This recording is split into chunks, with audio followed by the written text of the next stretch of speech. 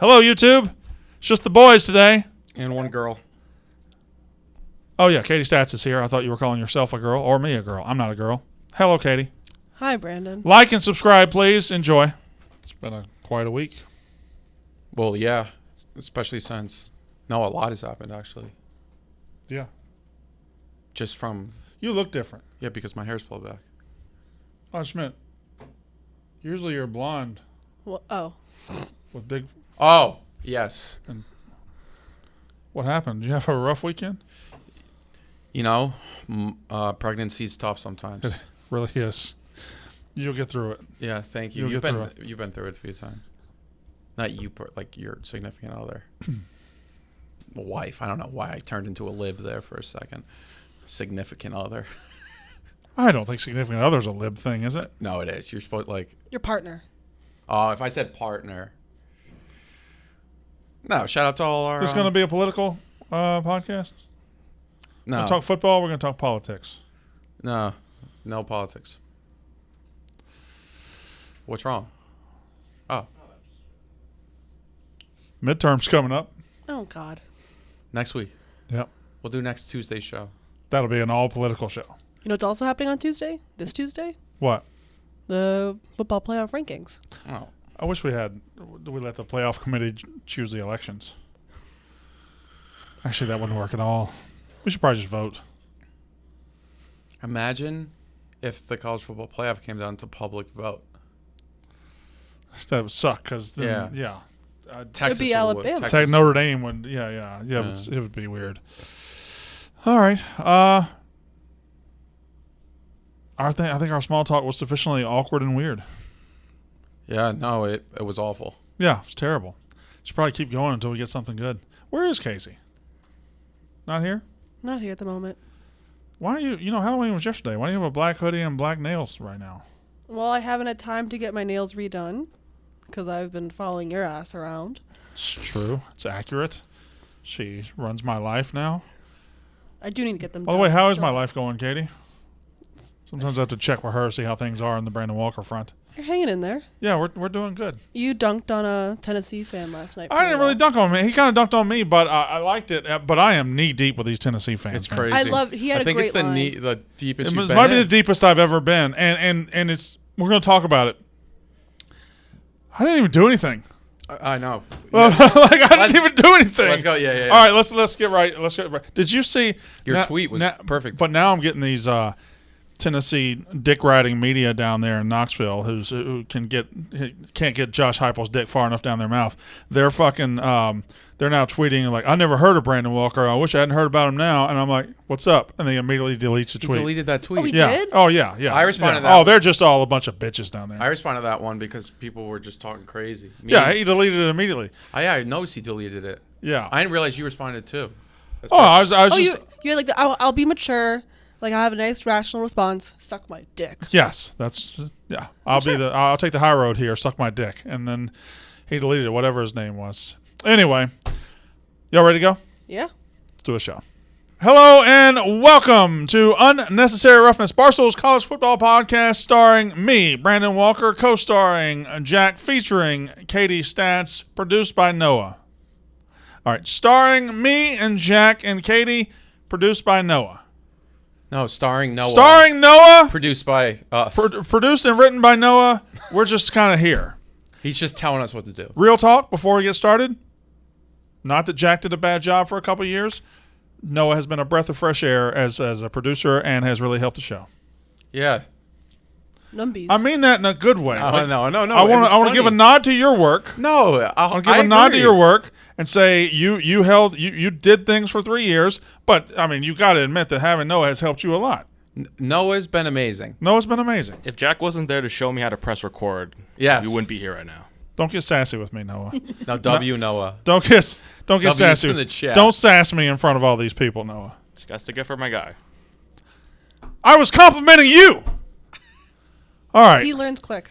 But Unnecessary Roughness brought to you by the good folks at High Noon Hard Seltzer. High Noon has the tailgate pack right now. If you go out there, you can get the black cherry, the cranberry, the pear, the grapefruit, of course, pear and cranberry, two of the newer flavors. Now, when we talk about two of the newer flavors, you might think, oh, well, I've had different flavor drinks. Listen, High Noon does the flavor game better than anybody. Their peach flavor is incredible. Their watermelon flavor, you guys famously know I don't like watermelon. I like their watermelon flavor, High Noon. And the pear it tastes like pear. Like, it's delicious. The cranberry's good. You could drink them all and then rank your favorite flavors. Lime's way up there. Like, this, High Noon knows what they're doing. And we're in college football season, so whether you're going to a tailgate on campus this week, whether you're just going to somebody's house to watch games, whether you're just sitting in your backyard watching games, nothing is better than an outdoor TV setup. Nothing. 100% agree. I wish I had one. I wish I had one too. I don't have one at my current house, but if you have one, get you a High Noon tailgate pack and enjoy High Noon, the best drink for college football. I completely agree. I enjoyed some High Noon on Saturday. It makes my Saturday so much better. You always say something like you're suspicious. I actually enjoy the High Noon. Like it's. I should have said it with more. I love High Noon. I love it. I love High Noon. And when I crack it open on a Saturday, nothing better than High Noon on a Saturday. yes. Give me some pigskins and some tailgates and some players fighting in the tunnel and some High Noon. That's college football, baby. Hell yeah. Run it up. High Noon. So, hello, Jack. Hello, Brandon. Hello, Katie. Hello, Brandon. Katie, you'll be dipping out here shortly, right? Yeah. You have a meeting? Yeah, Facebook. Meta. Gotta learn the I metaverse. love how they schedule meetings for you all day, even though we're recording a show. I'm the bottom of the totem pole for this meeting, so it's not my You're time. never the bottom of the total pole. Yeah. You are you're heading to a meeting in about 12 minutes, so we'll have you for 12 minutes. And I'll then be it'll back at the end. Then it'll be the boys. The boys are going to talk football today. Casey, not going to be here today. Has a legitimate excuse. We'll talk about that later. But she's just not here. Not a big deal. I think the show has grown to the point where if I'm not here one week, it's fine. If Casey's not here, it's fine. If Katie's not here, it's fine. If Jack's not here, show's better. Yeah. Perfect. Great delivery. Thank you very much. Thank you. I appreciate that. That was mine, too. I came up with that. So we got a lot of college football. Now, we're going to talk about my Tennessee crap. We're going to talk about the actual most important game of the weekend, and it's not Georgia-Tennessee, which is shocking. Wow. It's not Alabama-LSU. If you up say north. Mississippi State, Auburn. Why would I say Mississippi State-Auburn? I don't know. Revenge game, ADs. For what? Revenge for what? Your AD leaving. We beat them last year. Okay. She just got me. No, it's not. It's actually Georgia-Tennessee is remarkably important, but ultimately the winner could go to the playoff and the loser could go to the playoff. Like, it's not an eliminator. If Clemson, Notre Dame, if Clemson were to lose, they're out. Like, they're playing a playoff game already. That's why I think this could be, as you circle down through the end of the season, you're going to be facing some eliminator games as opposed to some games that can prop you up. And I think Georgia-Tennessee is the ultimate prop myself up game, but it's not an eliminator. And it will, but obviously it's the most important game, but I do think the Clemson. Anyway, we're going to talk about my Tennessee problem. I'm going to do a segment called The Truth in a little bit, see if that works. But first, before we get into the news, I want to say this. It's Tuesday. We're recording this at 3:50 p.m. Eastern Standard Time. We're in New York City. And tonight, the College Football Playoff Committee releases its first playoff rankings. Now, we've handled this in different ways in the past. I think before we've had times where we've just stayed in the building, stayed in the office, and then recorded after. Last year, I believe we would record the bulk here and then do an edition on Zoom after. And this year, we're going with a different tact, okay? And this is an executive decision. I kind of came to it and ran it by everybody else, and they were agreed. I think we're going to treat this first playoff rankings release like a non-event. I think it's a non-event because if you look at it, the first rankings are fine, and ESPN will use it to pop a number, but the first rankings rarely matter. And tonight, I can tell you the top four. Whatever the order is, I'm going to tell you the top four. Top four is Tennessee, Georgia, Michigan, Ohio State. Done. That's the top four. Now, how they put it in order, whatever, but I could wait here in 5 hours and then say I act like I'm surprised. I can listen to Kirk Herbstreit and whatever he has to say, but that's your top four. The only two questions I have going into tonight, Jack, two questions. Where will Alabama be? And will Tennessee be number one? The answer to number two, I believe, is yes, they will be number one. I'm interested to see if they put TCU in the top four. You think because I'm not saying they should. I'm just saying will they? So I believe the top four is set, but you think TCU with their resume could get in there? Because they used the strength of record Right. stat, and TCU is Who would third they in it. replace? Michigan? Michigan. That's the thing. Who do they replace?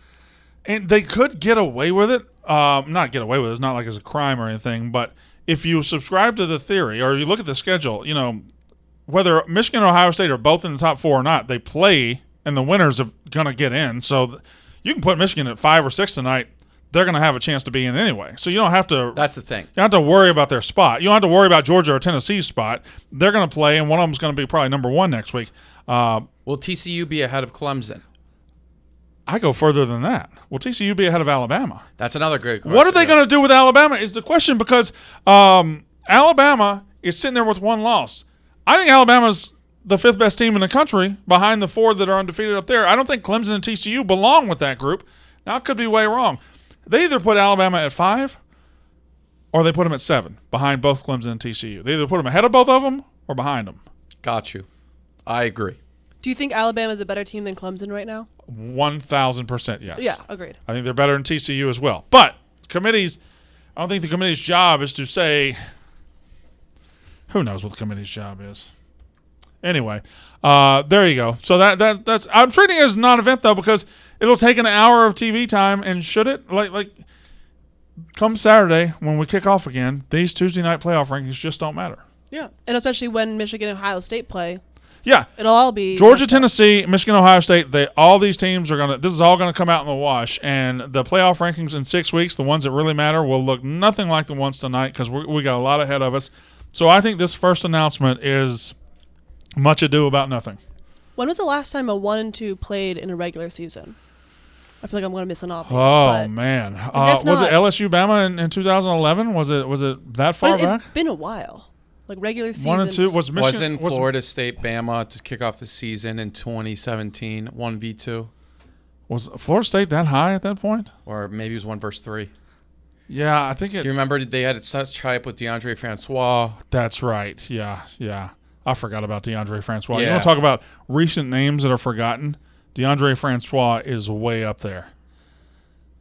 Wow. Yeah, he's right. 1 versus 3. That's good. 2017. That was a good memory right there. All right, here we go. Here's every one. Is this the list of every 1 versus 2 game ever? There was a lot. I want to guess some. 80s, In the 90s, I want to say Florida State, Miami probably had a 1 versus 2. And I think maybe Notre Dame. Oh, 2019 LSU Bama was 1v2. Really? Yep. Was LSU 1 at that point? Or was Yes. Oh, yeah, because Alabama had probably already lost, I think. I don't know. Well, I'd like for you to turn so I can look at it and not be sorry. an idiot. The only thing Oh, is that was 2 this versus- list is really annoying. that Jack, they- can I ask you a question? Why do you have a laptop from 1994? No, this is a good one. It's 2 versus 3 in 2019. But that may have been a different. Fair. That could have been, they might be going by the AP, and this might have been the playoff. Who knows? All right. Anyway, we're talking a lot of talk just to not say anything, because I believe that this is a non-event. You want to guess some of the 90s ones? Number 1, Florida. Number 2, Florida State in 1996. Florida State won that game, and then Florida came back and beat them in the national title game in a rematch. Yeah, which will never happen again. Number 1, Florida State. Number 2, Notre Dame in 1993. That was an incredible game.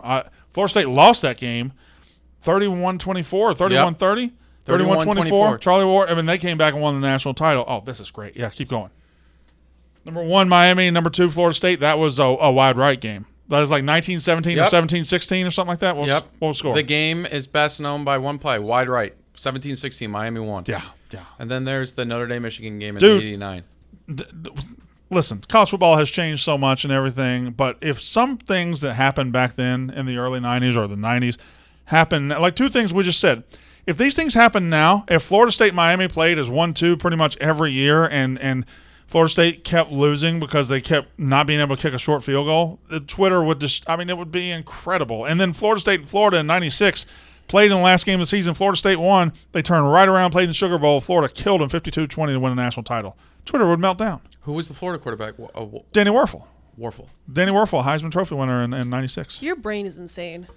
I love college football. Yeah, I Katie. know, but every once in a while. I love college football. Not- Katie. Yeah, sometimes I get to talking and I realize that I've just given you the 3rd drive of a game in 1994, and you're like, oh, I shouldn't have known that. You'd think I'd be used to it by now. But Yeah, I should not have known. But listen, I grew up loving college football. And I know Jack, you came to college football a little later. And Katie, you Much did too. later. And not me. Like I was watching college football when I was 7 years old, and loving college football when I was 7 years old. I remember watching Brian Bosworth in a bowl game. I remember watching the Catholics versus Convicts game, which I think was '88. Like I came to this stuff early. I was watching intently college football when I was 9 years old. Like knowing what was happening, knowing the AP rankings and all that.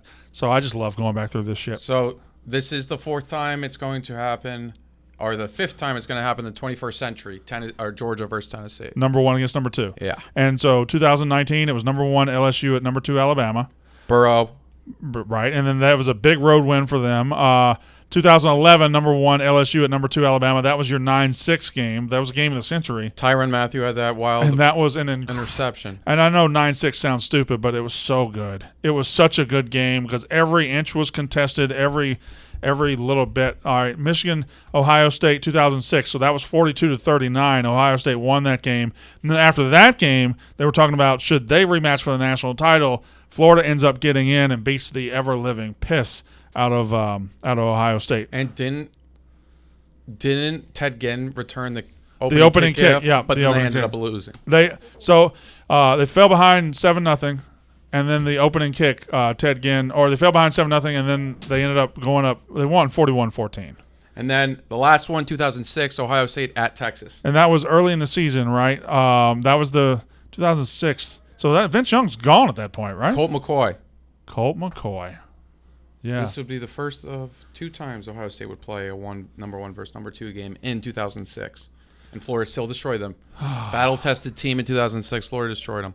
I love sports. You ever just sit back and say I love sports? We were talking in the office recently, looking back on some of the great times we've had. I'm talking like we were all going to die. Right. But we were talking about the time during the 2020 season where we would just watch NFL games, and then if a player came on the screen, it's like, oh, where'd he go to college? And then whoever knew the most.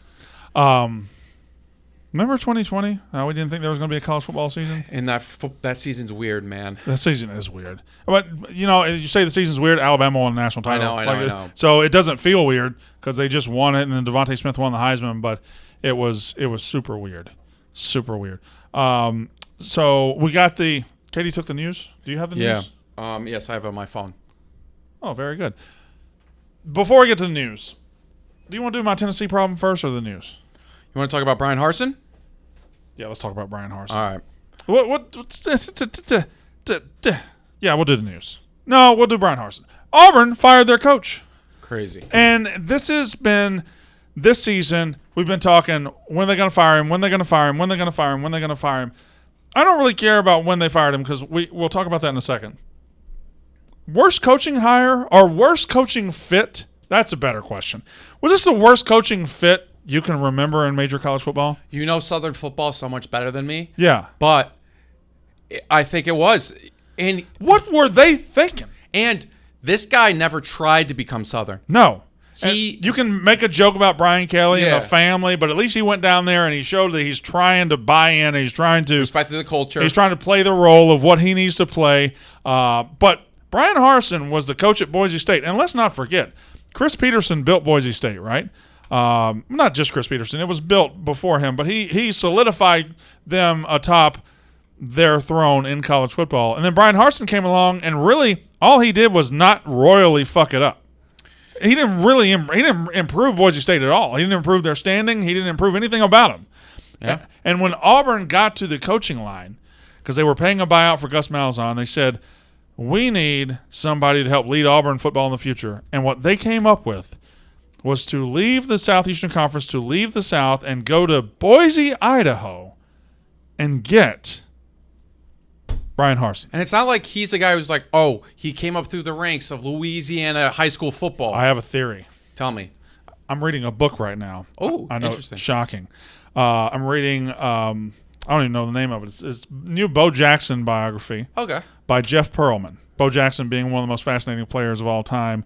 Baseball, football, all that. What's the name of the new Bo Jackson biography? I got it. It's something. The Last Folk Hero. I think it's The Last Folk Hero. The Last Folk Hero: The Life and Myth of Bo Jackson. And it's written by Jeff Pearlman. It just came out last week, and obviously, Bo Jackson played at Auburn. Now, it goes through like late 70s, early 80s, how Auburn's fighting for reputation, how they're fighting. You know, the Bear Bryant era at Alabama is dwindling down, winding down, and you get to 81, 82.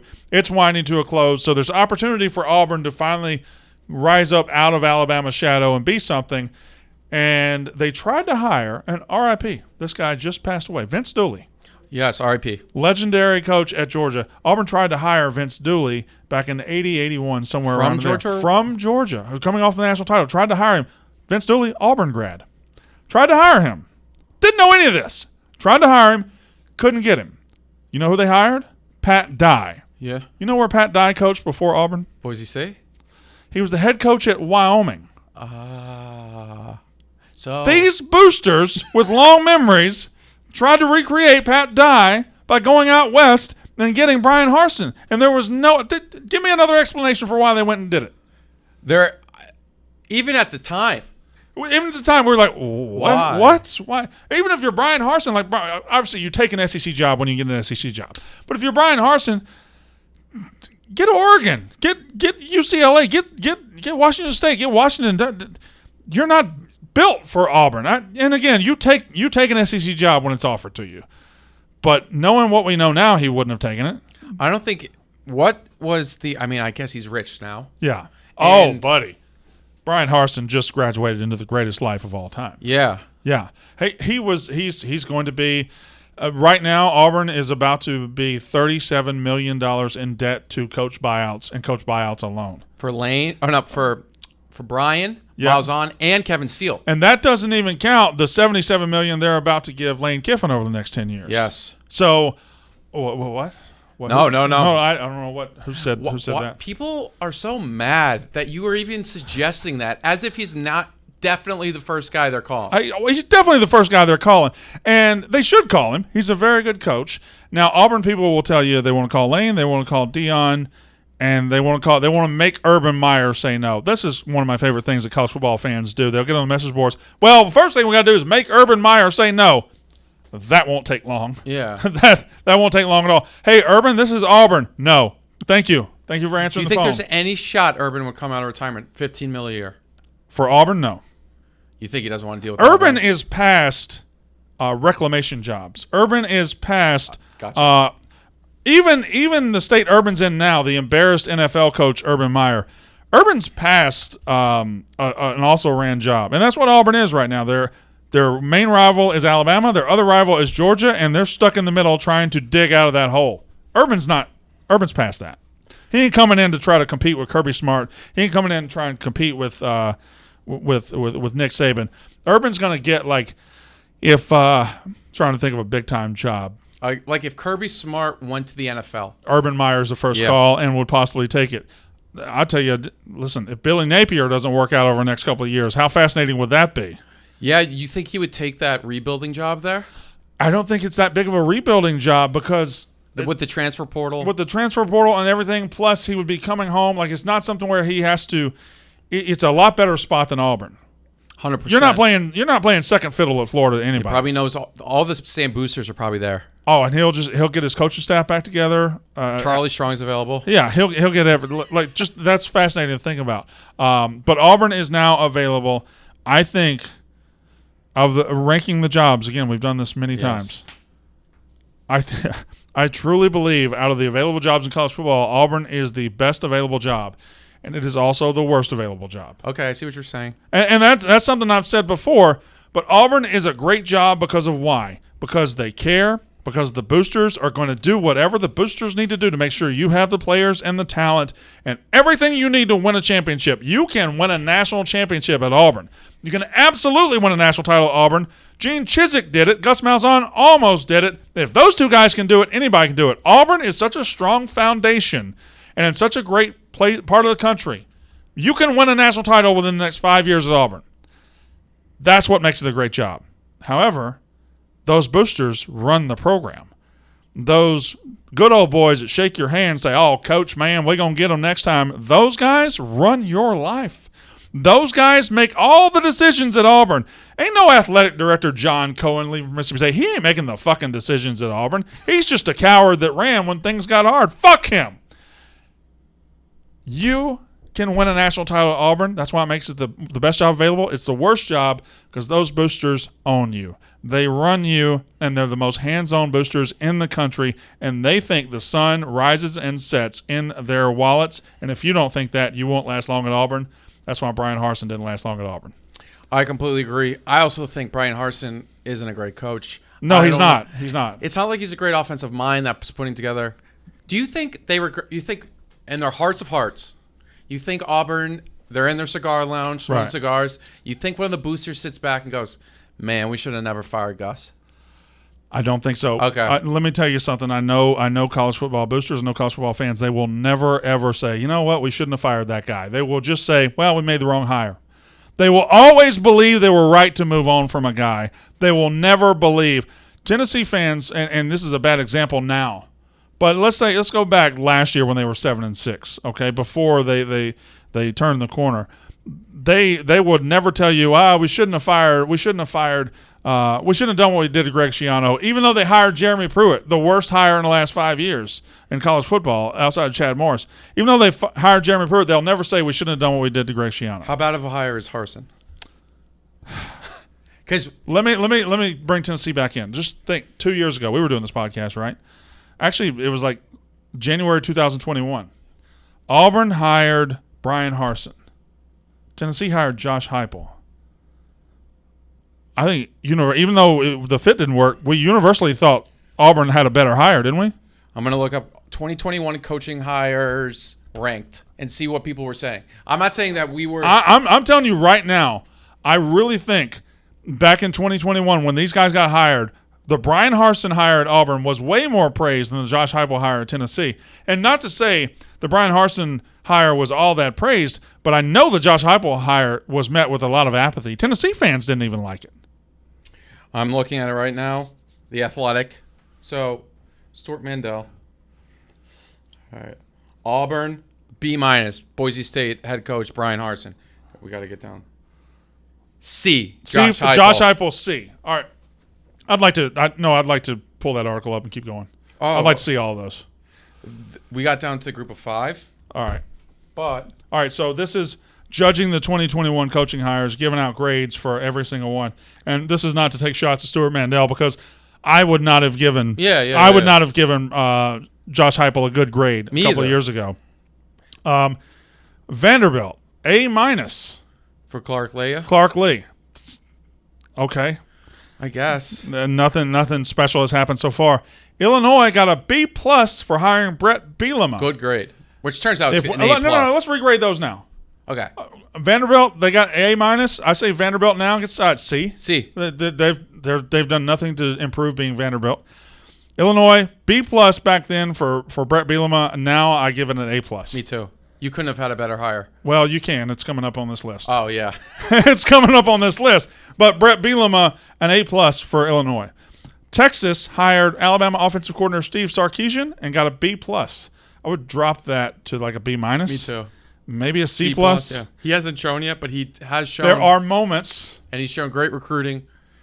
We're not going to judge just off recruiting, but you see the plan. Right. Auburn got a B- for hiring Boise State head coach Bryan Harsin. That's an F. I think F-, like it's just like you're out of the class. I'll tell you one thing.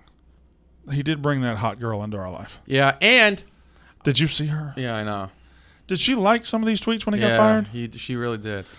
South Carolina got a B- for Oklahoma assistant Shane Beamer. I might just drop the minus and just go B. Yeah, it's been a decent hire. Yeah, I mean, they were ranked last week even though they were fraudish. I mean, he's had some good wins, but then they play Mizzou at home and they lose. Arizona got a C+ for Jed Fish. I think that's a B+ in my opinion. Yeah, he's doing good. Tennessee got a C for UCF head coach Josh Heupel. I would bump that up to a C+. Yeah, me too. Obviously, I mean that's A++ because in 2 years they're in a nice national title contender. Yeah, in 2 years, in a year and a half, they have become the They're the story of 2022 college football. Think about it. When we've done this podcast for a while, for the longevity of this podcast, Tennessee's been a joke. UCF got an A- for hiring Gus Malzahn. I think he's probably B now. Yeah, it's fine. He has a good team this year. Is Arkansas State good? Because they got a B+ for hiring Butch Jones. They're not very good. I don't think that the hires worked out great, but Can I just say something? Louisiana Monroe got a B- for hiring Terry Bowden. Terry Bowden in 2022 being a college football head coach still remains the most amazing thing that ever happened. All right. So, yeah, Auburn is available, joining Wisconsin, joining Nebraska, joining Arizona State, joining Colorado. I'm sure I'm missing a couple. Arizona State, Colorado, Wisconsin. Wisconsin, Nebraska, Auburn. I think that's it. No, there's an obvious one, right? There's at least 6. I think there were already 5 before Auburn came available. Georgia Tech. Georgia Tech is available. If Auburn is at the top, do you believe Auburn's at the top? Yes, 100%. Wisconsin or Nebraska second? I think they're so close. I know you said Wisconsin. We had that argument. Let's not have that argument. Let's have this argument. Does Mickey Joseph get Nebraska? So they had a 5-star quarterback, top recruit of the class of I think 2024. Yeah. Visit because he's in love with Mickey Joseph. I don't know the exact relation.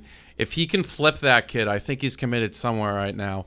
That's one of those program-changing things. However, do you keep a coach for one recruit? In 2022, you might. If he's a quarterback, you might. You haven't gotten quarterback right in over a decade at Nebraska. You haven't really gotten anything back. Again, what do I always say? What are we looking for? Are we looking for wins? No, we're looking for hope. We're looking for hope.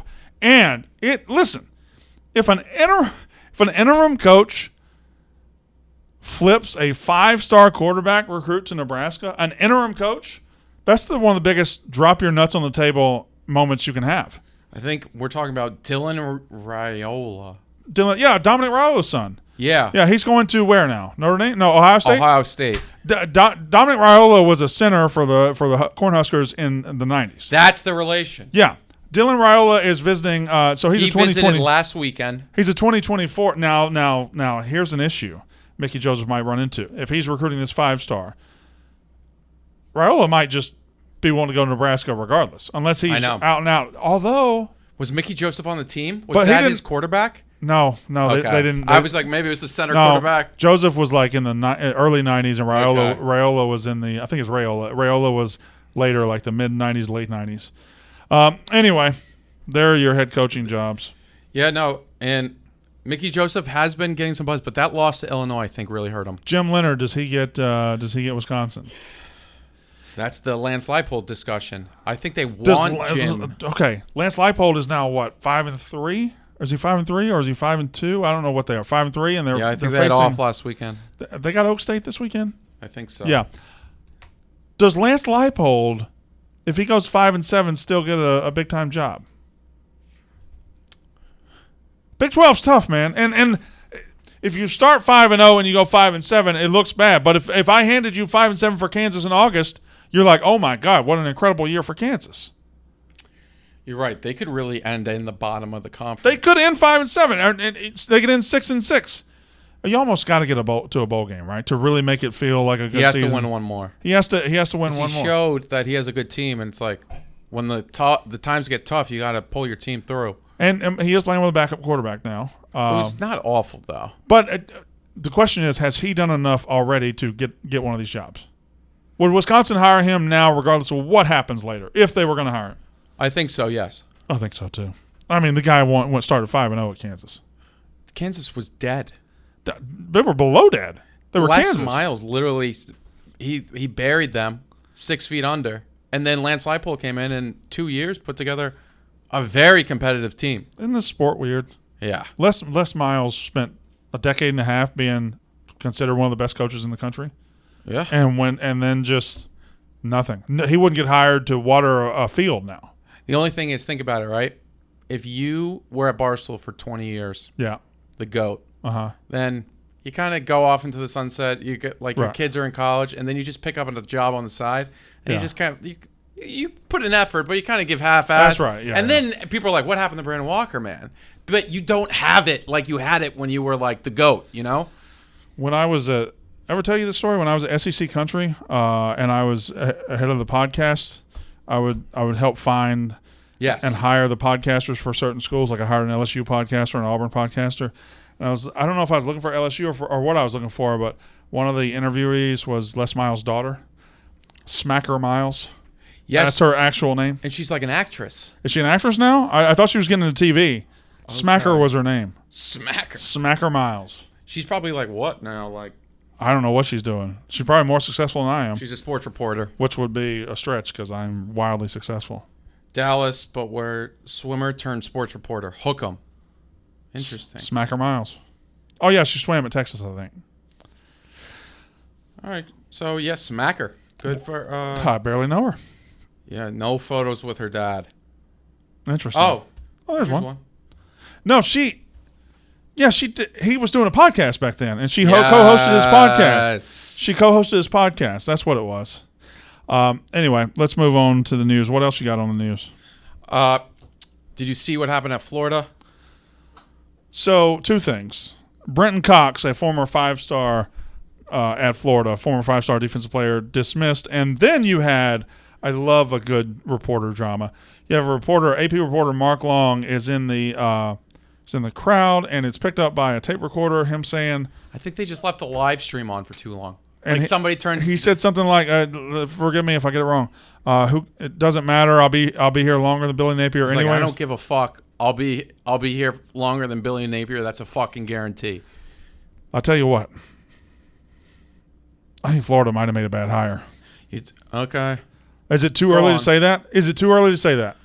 So I think he's running into an issue where this entire team was recruited by Dan Mullen. They're starting to lose, and they're looking at this disciplinarian. Like, What if fuck Florida's you. a rotten program? Could we look at Florida like we look at Nebraska soon? They're just so close to talent, though. It's hard to Yeah, rot. That's right. It's hard to rot, and the right guy can get in there. I don't know. I'm kind of in love with my Urban Meyer to Florida in 2 years prediction. I just thought of it 20 minutes ago. I'm kind of in love with it. Urban Meyer's returning to football, to college football at Florida. Come on. You're not signing up for that? I'm signing up for it. I want Urban Meyer back in college football right now. Especially things could go south, but I guess, and then he also kicked Brenton Cox off the team, who was supposed to be one of their best defensive players, and then he said this was a healthy thing to do for the team. So getting rid of cancers. He's now moved past. It's his first year, and you got to weed out the rot. You got to weed out the decaying stuff, and I will say his you team, got to plant stuff for the future. his team didn't quit on Saturday. They were down 28-0, and they made it a game. So that does show you something, but they need to be better. What we got coming out of Michigan State? All right, so there's just more videos. It seems as if one of the players was just using his helmet as a weapon, and then the other guy was kind of holding him back. Unfortunate situation. It's just 4 players suspended. No, I think the Harbaugh keeps saying, "Hey, we gotta." Harbaugh should just shut the fuck Yeah, up. really. I'm kind of with you too. I mean, listen, it'll take. If you're a coach and you're doing all the things that Harbaugh's doing and saying all the things that he's saying, the other shoe is never far from the I know, the because other foot. what happens Right. if a Michigan player does What this? happens if this happens? Right. You need to be careful what you're saying. Let it play out. Let the discipline play out, and then see what happens. But the fact that Harbaugh went on camera yesterday and was like, there's a other camera angle from ABC that shows exactly what happened clearly. And then we saw the other angle, not really. Kind of a little bit. If that's what he's talking about, it's tough because the player's like walking in front of it. You can't really see. You can't hear anything. You can't see if this guy pushed the Michigan State players. I obviously am not a fan of what the Michigan State players did. I think it was kind of grotesque. But this was one guy that did it, and then another guy kind of held him back. Tough situation. I don't particularly agree with the tunnel thing. Like, they do walk back together a lot, and it doesn't happen. But maybe it was one of those things. It was butting up, and then it officially blew up. And that's where we're at. Michigan player Jermon Green has retained noted attorney Tom Mars to assist in filing charges and recouping money damages after being allegedly assaulted in the tunnel by a Michigan State player Saturday night. So Tom Mars, which is kind of like you're hiring like a celebrity attorney, but a college sports attorney, is going to represent one of the Michigan players. The fact, by the way, that there is an attorney who has risen to celebrity status based on his work in college football says so much about college football. It's the pettiness, the vindictiveness. Who all has he represented? I know he represented Houston Nutt. He represented Houston Nutt in the. Also, just look at him. Oh yeah. Like he's just. Yeah. No, he's a dickbag. He's like, he comes in, he's like, we're going to get you money, and I don't give a fuck how we get you money. Yeah. And you know what he does after that? He gets you money. You got Houston Nutt money. There was a player he represented, too, in recent years. Mars said that the Michigan State player will feel the full wrath of the law. Now we're turned into it's a reality It's show. Law and Order SVU at this point. Yeah. It's I could see a 60-minute poorly written show on NBC with this exact premise about a lawyer coming in saying, listen, talking to the mom, listen, I know what happened to your son in that tunnel. We're going to get you that money. I'm just looking. Oh, Houston Nutt versus University of Mississippi. Yeah. I'm looking for. He represented a player in something. I'm looking at his case results. Wow. Okay. Before we go any further, first of all, welcome back, Katie, to the show. It's good to be here. Your return coincided with me taking a break to go pee because I'm 43 years old and have a small bladder. Welcome back to the show. Thank you. Before we go any further, though, you know where I'm going tonight? Oh, I heard about this. Rangers. I am going to Madison Square Garden to watch my first ever pro hockey game tonight. Hockey is awesome. If football didn't exist, I feel like you'd be a hockey I fan. have heard that hockey is one of the best sports to watch in person and one of the biggest differences in watching on TV to watching in person. And why just hear that? Why not check it out for yourself? You can do that with Game Time. Game Time is sending me there to the Rangers game tonight. Game Time has the best last-minute ticket prices. They have guaranteed lowest prices. If you wake up on Saturday, and I'm going to hockey tonight, but listen, if I were going to a basketball game, a hockey game, a concert, if I were going to a college football game, this is a college football podcast after all. If you wake up on Saturday and your team's big game is coming up that day, check Game Time. If you don't have tickets, check Game Time because you're going to get the absolute lowest price tickets guaranteed on the day of. They have cracked the code and the algorithm of figuring out how to give you low price tickets right before tip-off, right before kickoff, right before first pitch. Game Time is the #1 ticketing app in this world. I think I've hit all my talking points. I haven't even looked at my sheet. You haven't looked at the sheet? I love Game Time. And guess what? You're going to love them more, or the listeners are going to love them more, because we have a special offer. Download the Game Time app, go to the account tab to create a login, and redeem code ROUGH. That's code ROUGH. What was that noise? Rough for $20 off your first purchase. Again, download Game Time app, go to the account tab, create a login, redeem code ROUGH for $20 off your first purchase. Download Game Time, last-minute tickets, lowest price, guaranteed. Katie, flash me through that news one more time. All right, I got it. There's one more. There's one more quote I want to talk about. But all right, we got the we already talked about the Auburn job, the replacements. Bryan Harsin released a statement saying, "I poured my heart and soul." Really, nothing. It was like a classy statement. Nothing crazy. Yeah, he said what he said. But then again, if I'm Auburn's coach and they fire me, I'm going to be classy as hell. You know why? Because they money. I want a coach to get fired and their statement to just be like, "I'm going on vacation with all my money." Ed Orgeron pretty much did that last year. Ed Orgeron. Show me the door. Well, not only that, but the first Saturday after he got fired, or right after the season, he put up selfies from Destin, Florida. Because I remember making the tweet.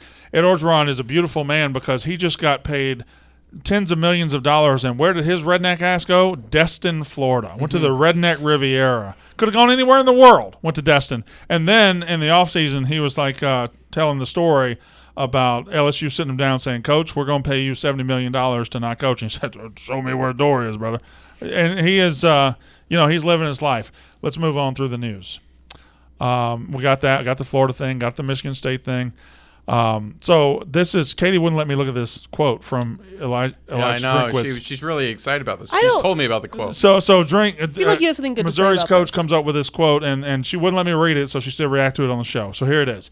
On 11 a.m. kickoffs, Drinkwitz says he doesn't care. You probably don't want to crack your first beer before 10:30. I get that, but everybody has to make sacrifices. And this is an SEC country. What is it about this quote that made you think this was salacious or anything? Not salacious, but I feel like SEC, they will start drinking at 6 a.m. if they have But to. Missouri ain't SEC. Like Missouri.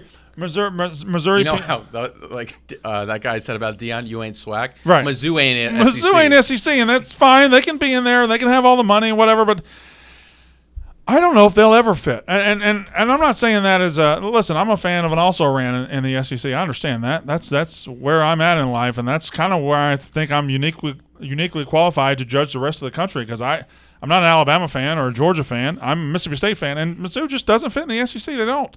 And him saying you probably don't want to crack your first beer before 10:30, I get that. Listen, if this game were in Tuscaloosa or Baton Rouge, they're cracking beer at 7 a.m. Yeah. That's They're getting their ass up and they're drinking beer. fair point with the not SEC. Elijah but- Drinkwitz, I think, he's a devoted Christian. He is a devoted Christian. I'll say this about him. And there's several teams out there like this. And it feels like we've been a SEC lean on this show because that's where the news is this week.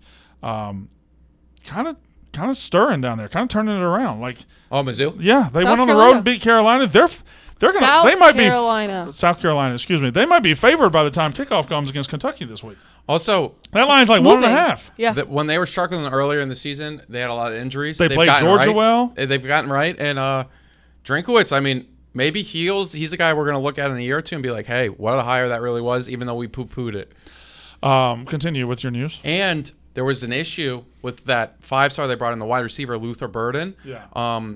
And he was like about ready to leave, and then Drinkwitz figured it out. He was like, no, relax, and he was back at practice the next day. The Big 12 has reached a new 6-year media rights agreement with ESPN and Fox worth a total of $2.28 billion, an average of $380 million per year. I don't know what this does to me emotionally. I don't know. Does this impress me? The numbers have gotten so crazy. I don't know if this is impressive or not. I do need to I'll find the numbers in a second, but I remember saying that reading that with Oklahoma and Texas leaving, their valuation significantly decreases, but this number is a significant increase from what It's an everyone increase, expected. but it's not as big of an increase as it would have been if Texas and Oklahoma were still there because the numbers have exploded over the last few years. I still think with the college football playoff money that's going to come in because they're a designated conference, they will still have about like 60 to 70 million per school, which is really good. Or maybe it was 50 million per school, which is really good. But it's going to be lower than the SEC, I'll ask you a ACC, question. and Big Ten. Ask you a question going forward, okay? The new power structure of the Big 10, the Big 12, excuse me. Texas is gone. Oklahoma's gone. Assuming all stocks start at zero. All stocks are the same price. If I told you could buy stock in 3 programs for the next 20 years in the Big 12, who would you buy stock in? TCU, Oklahoma State, Yeah, Are we including the incoming ones? of course. and UCF's in it? Yeah, Yeah, UCF. right, really. Because that didn't mention my main one. I would buy stock in Oklahoma State because year in year out they're a great athletic program, and I think without Oklahoma there they're gonna shine. My main one is Houston. Oh, Houston. wait. What? Houston's in the. Sorry. You okay? You having a stroke? Who didn't get included Boise. in Memphis? Right. Okay. Yeah, Boise and Sorry. Memphis. The new teams are BYU, Houston, Cincinnati, and UCF. So I would choose Houston, Oklahoma State, and then I don't know. Your choice of TCU is interesting. Baylor or TCU, depending on who can keep the better coach there, is a good choice. I can't shake this thought. Eventually, West Virginia is going to wake up. They're a hell of a lot better program than they've shown over the last 5 or 6 years. So West Virginia. They're going to wake up at some point. Yeah. So the question about West Virginia is, was their run just fueled by a great offensive mind at the time? But they didn't just have one run. Like, they were good in the late 80s. Okay, then they've they'll had, wake up. They've had multiple good quarterbacks through the years. You know, Bulger and the Pat White. Missing an obvious one. Gino. Will Greer. Will Greer was they great. have consistently consistently attracted talent and been in the mix. And Rich Rodriguez is not their only great run. What's your outlook on Cincinnati? It's tough. They're so far away from I'm not everything. worried about it. Judging Cincinnati isn't judging Cincinnati. It's judging Fickle. Is Fickle there in 5 years? Probably not, right? And why in this era of these coaching hires, like Auburn, for example, we talk Lane Kiffin, we talk Matt Rule, we talk Deion Sanders. Why isn't Luke Fickle the first name we talk about? Why is his name go in unmentioned? I've heard his names be thrown around in a few conversations, but very It should be few. the number one name thrown in every open job. He took Cincinnati to the playoff, and Auburn comes open, and we talk Lane fucking Kiffin. What's he done? Gone 10-2. He's Transfer fine, portal. but Cincinnati's a good program that saw success with Brian Kelly, and they also Jack, saw Luke Fickle success got him with to the Butch playoff. Jones. Luke Fickle got him to the playoff. I know, but I think that Brian Kelly team, Yeah. that UConn, by the way, almost The beat, Marty Gilliard team and all that. Yeah, they would have probably been slotted to maybe get that 4. However, what you're saying, 100%, Luke Fickle's been amazing. My question about Cincinnati is how good can they be? And will they take this next step? Will they be the middle of the pack in the Big 12? The thing about Houston is they're so uninspiring, man. Dana Holgorsen. They are this year. But no one goes to their games. Houston, yeah, but in the last 40 years, like they've had Heisman winners. Like Houston, yeah. Houston always attract, and they're in the number 4 or 5 metro area in the country. Four. They're behind. It's New York, LA, Chicago, Houston. Yeah. They're in a huge metro area, and they've always recruited against Big 12 teams that have TV exposure to offer. Now, if they have that TV exposure, what's separating them from Baylor and TCU? Nothing. And they have players like Ed Oliver, who's They're also- still out there they're in also- the NFL, who's playing They're also amazing. relatively good every year in football. Yep. And they're good in basketball. Yeah, you're right.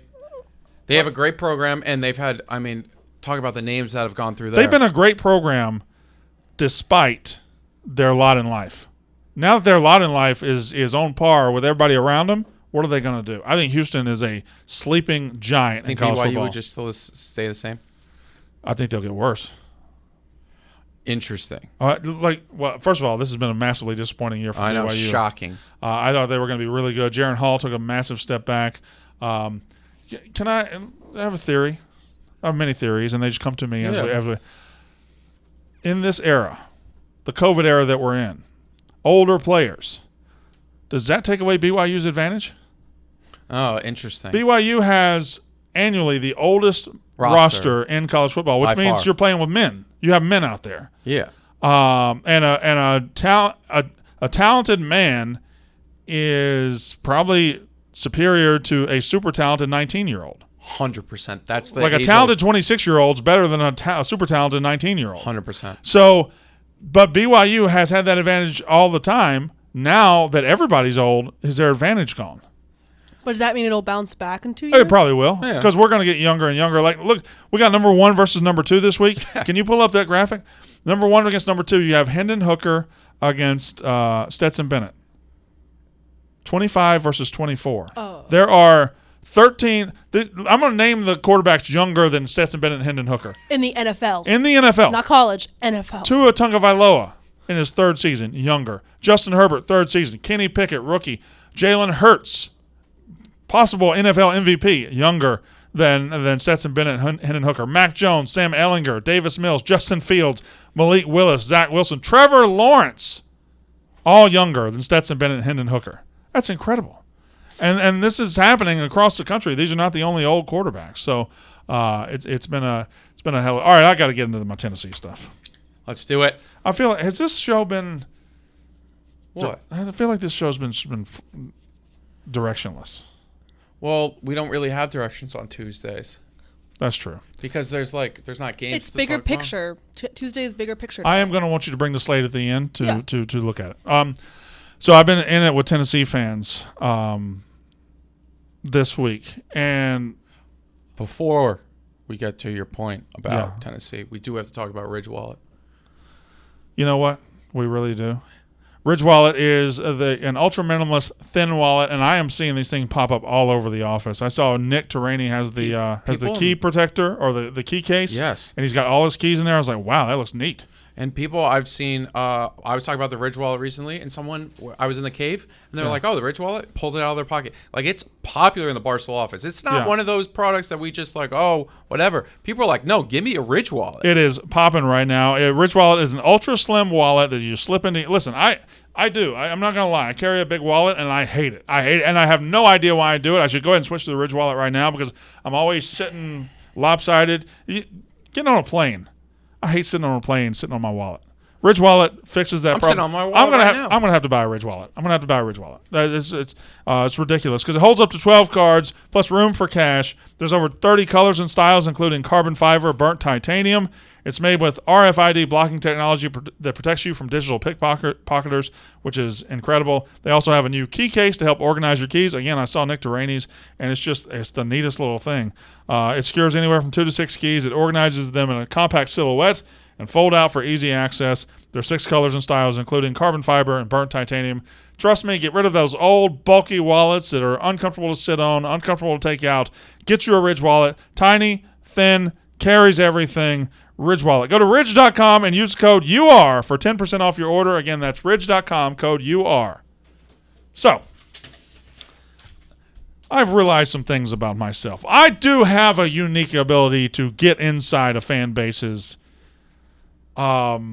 psyche. Maybe not their psyche, but I get past the classy, knowledgeable fans, and I get into the mix with the absolute dirt dumbest fans of a fan base, which makes me believe maybe I was unfair to Arkansas. Maybe I was judging Arkansas by the dregs of their fan base. But the dregs of their fan base are pretty aggressive and everything. But I've been into it with Tennessee. And Tennessee fans have been calling the Brandon Walker Show all week. Tennessee fans have been going on to Voluntary Reaction podcast and saying I'm a Gary Busey looking ass bitch and that I'm just a terrible person, the worst person in the world. And this, my friends, shows us how sensitive college football fans are because in my beef with Arkansas, it was very deserved. I called Sam Pittman fat. I said they're the dumbest fans in the country. Yes. Iowa fans, I said they were the slowest, whitest team in the Big Ten. Yes. Like every fan base I've really gotten into it with, I've been able to point at an action by me and say, well, if I hadn't done that, this wouldn't have happened. However, Tennessee fans have pretty much invented this beef entirely on their own. They hate me right now, and I didn't do anything. I have been on this show complimentary of Tennessee all year. I put them number one before anybody else. I have recognized how good they are. I've recognized Josh Heupel. I have kissed their ass all season, but because back in the summer, when things were different, listen, Tennessee fans, you act like you've been on top of the sport for the last 20 years. You haven't. 8 weeks ago, y'all weren't shit, and you know it. A year and a half ago, you hired Josh Heupel. You hated it more than I hated it. You hated it. And because in the summer, I tweeted out, by the way, I think Kentucky's a better football program than Tennessee because they have 2 10-win seasons the last 5 years. They've been outstanding, and Tennessee can't beat anybody but Kentucky. And Tennessee fans have found that this week, and they're calling me everything under the sun. I'm Gary Busey. My mother's a whore. Yelling at me, oh, Vol Twitter. And this guy called in. His name's Big Orange Mac. Actually, really clever guy, good guy. Uses a fake accent, but that's fine. It's whatever. He called in and said, we don't forget. When you went up against us with Tennessee and Kentucky, we don't forget. And that's the beautiful thing about being a college football fan. College football fans never forget. And that's the dumbest goddamn thing I've ever heard. We don't forget. Listen, you don't forget. That's fine. You take any perceived slight I had 6 months ago about your team. That was correct, by the way. I was simply calling a spade. And you call my mother a whore. You call everybody in Walker family the worst person ever. I am dumb. I'm stupid. Nobody should ever listen to me. You don't forget when somebody takes a slight at you. However, you do forget when 18 months ago you all said Josh Heupel was a piece of shit. You all said Josh Heupel was the worst hire you've ever seen. You all said you were embarrassed for Josh Heupel. Now he's got you on top of the mountain and you can't suck his dick fast enough, and that's fine. But don't play the we don't forget card when you have to ignore the goddamn idiots and hypocrites in your own fan base, you stupid fucking hillbillies. So bring it. I can take it. You guys have the number one college football team in America. You have the best season in college football in America. Josh Heupel looks like the best coach in America right now. It's incredible. But the story is that you want to go with is Brandon Walker is a bad guy because he thought Kentucky was better than us in July. You're fucking idiots, and you can kiss my ass. Anything to add? No. Voluntary reaction clip when Big T sent me that on Sunday night. Yeah. I was... By the way, Big T's just playing. Oh, okay, so yeah, Big T, I talked to him this He's morning. an emotional little girl, too. He said that about you. Yeah, that's fine. I am. He's an emotional little girl. He's the one retweeting all this, and he's like, "Oh, Brandon's getting all good." Yeah, you put me in hillbilly hell Saturday night because of a take I had in July, which was correct. No, I think it's great because whenever we get into these little spats, and this one I think is the biggest one you've had. Biggest one I've had, yeah. It's great. It's the most. It's annoying, I'm sure, for you. It's the strongest opponent I've had. I'll tell you that. And will you do a victory lap if they lose on Saturday or no? I'll probably just need him to. I'll need him to lose again, unless they get beat by 50. If they get beat by 50, yeah, I might take a victory lap. And you know what? Who am I kidding? Yeah, I'll probably take a victory lap. Okay, yeah, no, I was just wondering. But I don't think. I don't know. We'll see. We'll cross the bridge when we get to it. They're very. It also goes to show these other fan bases that we've interacted with that say, "Oh, you guys are just trying to rile up the biggest fan base on Twitter." Tennessee may be able to say that. And they do say it's the every fan base says the same thing and just gets old because you're fighting the same enemy every time. Every time you say something, oh, you're just coming at us for clicks. No, I'm coming at you because you're relevant in college football and I'm talking about you and you're acting stupid. That's why I'm coming at you. If it gets clicks, that's on you. Also, there's 131 FBS programs. Probably 25 of them are relevant. 25 to 30, yeah. 25 to 30, maybe 30 to 40. And here we have takes on the podcast. So yeah, sometimes, I mean, if I sat here and went at Iowa State right now, I'm not sure we get much reaction. There'd be 10 people, and those people are probably the most passionate because if you're an Iowa State fan on Twitter with an Iowa State logo, that's all you talk about. And God bless you because you are what makes college sports special. However, Tennessee fans, they can really say, "Hey, you're trying to rile up the biggest fan base on Twitter," because I don't think there's another one. It is the biggest, but again, it's just certain sections of fan bases are just so dumb and stupid, and you know what they are? They're one-issue voters.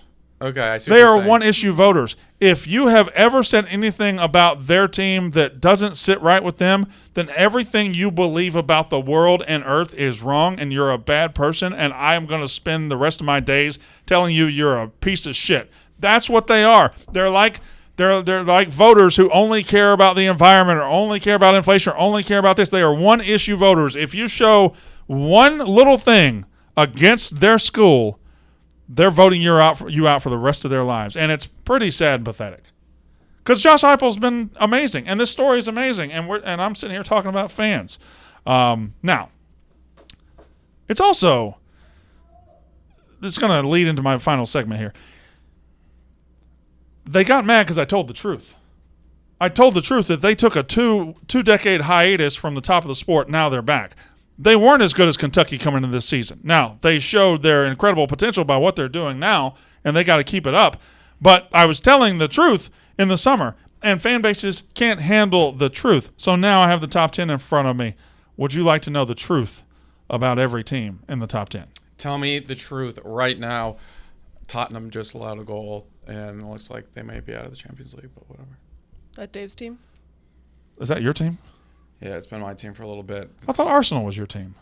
No, that's funny. There I wasn't joking. I thought you sat in with the troops and. No, that was just because I worked. I helped. So you're a Tottenham fan. Yeah, and now troops. Come on, you Spurs. Go on, you Spurs, or come on, you Spurs. Come on, you Spurs. There's been a lot of coming. And then Noah's kind of a Tottenham fan too because our best player, Heung-min Sung, second best or best, but Noah, I'm sad to report, I guess he got injured. Why is he like that player? Well, he's South Korean, and so is Heung-min Sung. Are you Asian? I haven't even noticed. Oh my God. I don't see race. Doesn't help. But Noah is Korean, right? Noah's incredible. Mm-hmm. Yeah. Okay, tell me the truth about every top 10 team. Why is Kiffin trending? That's trending just for her page. Yeah. Oh, okay. All right. So it's just something that she would have been breaking the Brooklyn. Everybody's joking. If they're joking, all right. Also, did you see him being impressed with the people being impressed with the fact that he went and saw a recruit play football on. It was like, oh, here's a photo of Lane Kiffin watching football with AirPods on. Yeah. Well, now I'll say this. He took in 2 transfers, Zach Evans and Ulysses Bentley from SMU this year, and it was assumed they would have a great running game because of that.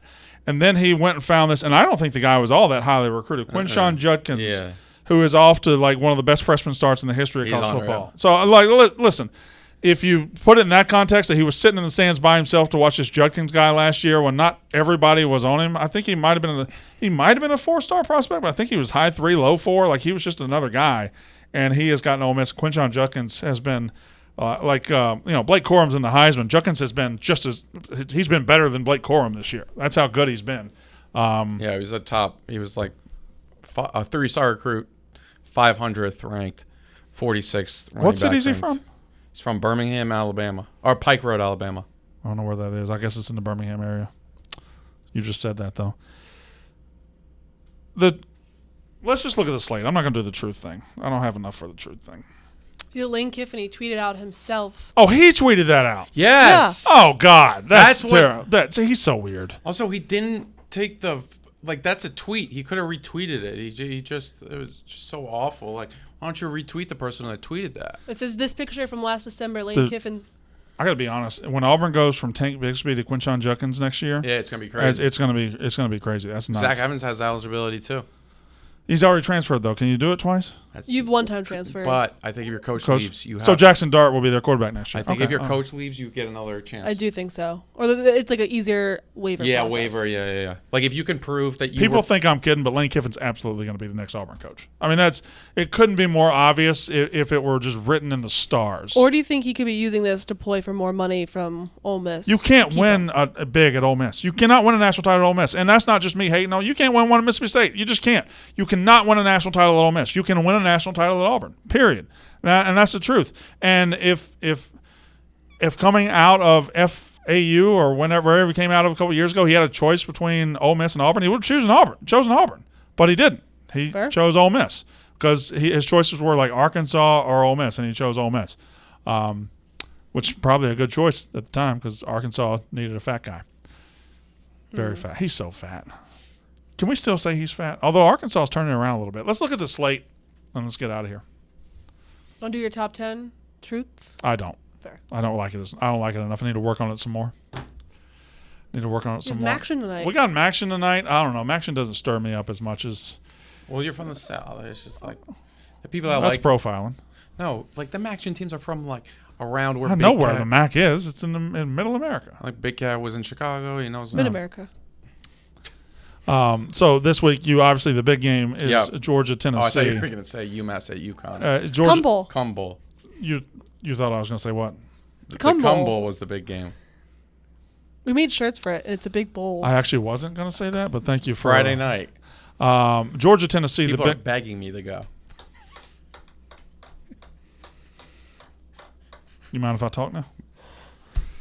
Georgia, Tennessee, obviously the big one. I still think that Notre Dame Clemson game is so gigantic for this playoff because if Clemson does get through, this is the last stumbling. That is disgusting. No, that's awesome.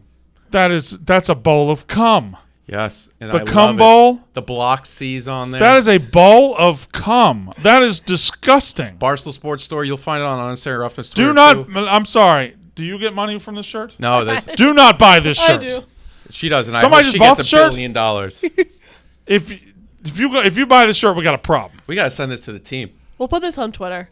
The cum bowl, and it's a bowl of Jesus Christ. Okay. It sold really well, actually. Alabama LSU's this weekend too. Yeah, I'm starting to really like LSU. The cover. I go the opposite, and I'll tell you why. Alabama has entered their final form in a season.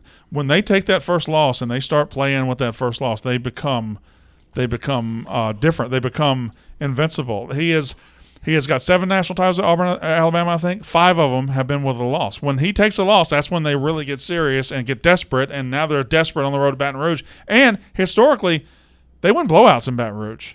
Find the Baton Rouge, but normally this entire season you've been beating the Alabama doesn't play well on the road drum. They don't. Well, first of all, they went to Arkansas and just won easily. And then they lost at Tennessee. Tennessee's a great team. I don't know. I just it's a feeling I have that LSU has been so up and down from good to bad, and when they're good, they're really good. When they're bad, they're really fucking bad. Yeah. And this desperate Alabama team, I feel like, lifts them up to where, and it's 13. Like, why is this 13? That is a weird number. It's a high number, isn't it? It just makes me feel like you ought to bet Alabama in this spot.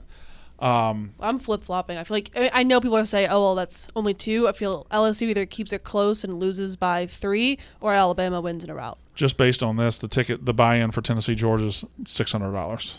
Yeah. That seems a little high to me. Or it seems a little low You know to me, what? actually. With game time, it'll be $580. That's right. Yeah. As of right now, if that price doesn't, yeah. And Ah, I yeah, guarantee shout out you, Game Time. I guarantee you'll get your lowest price possible on game day morning with Game Time. You got Oregon, Colorado. You got continue down, please. You got Texas Tech, TCU, which every week I'm just waiting for TCU to lose. That's how petty I am. Max Duggan, top 5 Heisman right now. So Stroud, Yeah, Hooker, right, easy. Also, the odds. Drake May. Blake Corum I is think Duggan's 3. probably right there with Drake May. Blake Corum's way too high in the odds, and I know Michigan players always get. There's a secret pocket of Michigan voters out there that put these guys higher than they are, like Jabril Peppers being a Heisman finalist, never should have been. But the odds Corum's going to get votes. Insane. Cor- It's yeah. Hendon and CJ are plus 110, then it goes to Blake Corum plus 1200. I think Bo wild. Nix should have a bet. What if I was voting? I would put Bo Nix ahead of Max Duggan. But here's the thing. Here's why I say there's Still a ahead. slight Michigan bias here. Who's the best quarterback in the country so far this year? I Hendon think the Hooker. answer is either Hendon Hooker or C.J. Stroud. Okay, yep. Now, if I ask you who's the best running back in the country this year, you ain't going to say Blake Corum. Blake Corum has not been the best running back in the country this year. Chase Brown's been better at Illinois. There have been running backs. Bijan Robinson's been just as good as Blake Corum. If Will Shipley was in a Michigan jersey, You're not going to say Blake Corum. He's just not been the best running back this year. However, Hendon Hooker, who's the best quarterback, and C.J. Stroud, who's the best quarterback, are lockstep in odds. Please go back to the odds. They're in lockstep in the odds, and Blake Corum is by himself as a running back. He's plus 1,200. You don't get to another running back until you've got behind him, you got Caleb Williams, Bo Nix, Marvin Harrison Jr., Drake May, Max Duggan, Brock Bowers, Bryce Young, and then Jahmyr Gibbs at plus 5,000, 50-1. Blake Corum is in a state of his own in these odds. As far as Heisman lists, he is by himself as a running back, and he is not far and away the best running back in the country. It's crazy to me. Chase Brown has been better than him at Illinois, just flat out. Dude, a bunch have been better. You're only saying that because you hate Michigan. Well, that's true. All right, Zach Charbonnet, I think, has been better than Blake Corum. Zach Charbonnet has 964 yards. He's averaging 7.5 yards a carry. He's got 10 touchdowns. Blake Corum Abandoconda by a mile. Blake Corum has 1,078 yards. He's played one more game than Charbonnet. 1,078 yards, 14 touchdowns. Very good numbers. He's averaging 134 yards a game, which is 6th in the country. He's behind Izzy Abandoconda, Mo Ibrahim, Zach Charbonnet, Chase Brown, and of course Dwayne McBride at UAB isn't going to win it because he's at UAB. But those are all big schools. Zach Charbonnet is in a playoff contending school. He's had a better year than Blake Corum, and Blake Corum is way up there in odds because he plays at Michigan. I'll never understand the Michigan Heisman thing. And listen, this isn't to take shots at Blake Corum. He's an incredible football player. I loved his line in the post in the press conference. He's the one that said Tuck coming. Yeah, but I just see them running. Oh, I think a guy that may be better at the next level, I think Donovan Edwards may be a little bit better than him. Less miles on him, too. yeah. What's he got to do with it? We're talking about Michigan running backs. I thought we were talking about Les Miles. Yep. No I facts. don't know why he came in there. Anyway, there Slate. you go. That's God. We'll talk about it next time. Alabama, LSU, Texas, Kansas State. Texas favorite at Kansas State, by the way. So you have to bet Texas. You do have to bet Texas, They're but going to win the the game. books and everybody still believe heavily in the Texas Longhorns. Texas wins out. Do they view this year as a good year? Yeah, I think so. That'd be 9-3. Especially if Quinn wins and shows out at the Alamo Bowl. They're a Quinn Ewers 450-yard, 4-touchdown game from being excited again. And on a Thursday night, December 28th, Yeah. against Utah. All right. I think we can go ahead and get out of here. We've covered enough. Your Clemson Notre Dame playoff game. It's a playoff game for Clemson. If they lose, they fall. They're done. They're donezo. I really think Clemson's going to be facing an uphill battle as we go through the last few weeks. They've got and it has nothing to do with what they do. They're playing games every week that aren't Clemson. They got Wake Forest has to finish strong. They need NC State to finish strong. They need Syracuse to finish strong. And if those things don't happen, Clemson's case isn't going to look very good at the end of the year. Florida State Miami is an interesting game because Miami, if Cristobal wins that, everything's great. Yeah. And Norvell loses, then a month ago Norvell was cruising, and now it was in great shape. Like he would be 5-4 if he lost this game to Miami, and he's still got Florida coming up. Florida State's going to be for a lot of momentum late. Is there a scenario where Deion Sanders is the head coach of Florida State in 2023? Yes. Yeah, I think if they lose to Miami, and I know Deion has said he'll never. I know Florida State has said it'll never. But listen, ultimately, you're from where you're from. Your home is where your home is. You played where you played. They could, if they take enough dollar bills in a suitcase to Jackson, Mississippi, and said, Deion, we were idiots. We fucked up. Sorry. You're the only guy that can fix this. Bring it home. I think that, and I think that as far as Deion going to a big time school next year, that's the sexiest scenario to me. Like him, sexiest. If he's Georgia at Georgia Tech doesn't feel it. Georgia Tech doesn't do it. Yeah. Auburn to me doesn't do it because I don't know something. Auburn just. I think Deion. Auburn's dirty. Deion should be the coach of Florida State, and if He they really lose to should be. Miami, Syracuse, and Florida. I mean, just imagine Saturday we're watching Deion's in his post-game press conference. Miami just finished off a 28-10 win over Florida State. And they ask him about it, and he's like, interesting. Yeah. That's fun to think about. Anyway, Katie, Jack, me, Casey will be back next time. My name is Brandon Walker. That's Unnecessary Roughness.